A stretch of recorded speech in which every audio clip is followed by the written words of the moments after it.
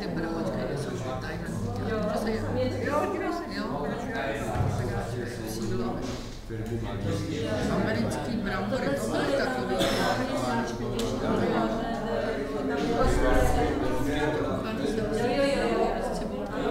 Já jsem to tam viděla.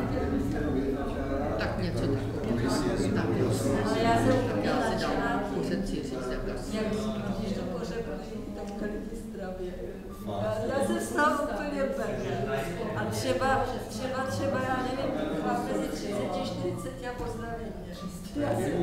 No je to hrozně. Tak příště jste řekli,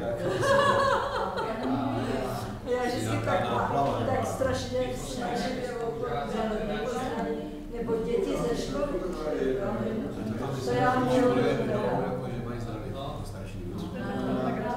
A ještě tam mám... něco ještě, jsem taky jednou